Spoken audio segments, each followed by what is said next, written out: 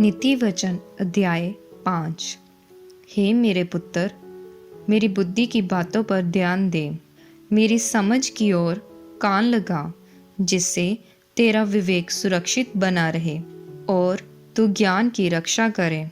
क्योंकि पराई स्त्री के होठों से मधु टपकता है और उसकी बातें तेल से भी अधिक चिकनी होती है, परंतु इसका परिणाम नागदोना के समान कड़वा और दो धारी तलवार के समान पैना होता है।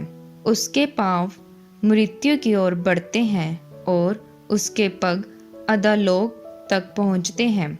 वह जीवन के मार्ग के विषय विचार नहीं करती। उसके चाल चलन में चंचलता है, परंतु वह उसे स्वयं नहीं जानती। इसलिए अब हे मेरे पुत्रों, मेरी सुनो और मेरी बातों से मुंह ना मोड़ो। ऐसी स्त्री से दूर ही रह और उसकी डेवड़ी के पास भी ना जाना। कहीं ऐसा ना हो कि तू अपना यश औरों के हाथ और अपना जीवन क्रूर जन के वश में कर दे, जहाँ पराए तेरी कमाई से अपना पेट भरे और परदेशी मनुष्य तेरे परिश्रम का फल अपने घर में रखे।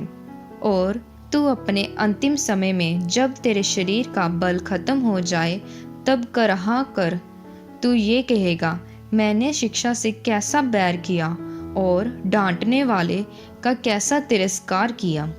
मैंने अपने गुरुओं की बात ना मानी और अपने सिखाने वालों की ओर ध्यान ना लगाया। मैं सभा और मंडली के बीच में तुरंत विनाश की कगार पर जा पड़ा। तू अपनी ही कुंड से पानी और अपनी ही कुएं के सोते का जल पिया करना। क्या तेरे सोतों का पानी सड़क में और तेरे जल की धारा चौकों में बह जाने पाए?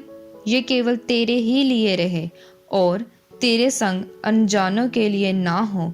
तेरा सोता धन्य रहे और अपनी जवानी की पत्नी के साथ आनंदित रह। वह तेरे लिए प्रिय हिरनी जो सुंदर साबनी के समान हो।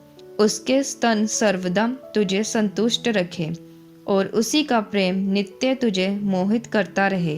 हे मेरे पुत्र, तू व्यभिचारिणी पर क्यों मोहित हो और पराई स्त्री को क्यों छाती से लगाए?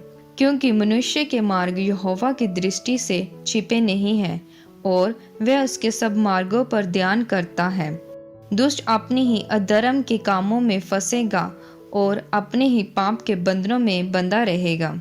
वह अनुशासन का पालन ना करने के कारण मर जाएगा और अपनी ही मूर्खता के कारण भटकता रहेगा।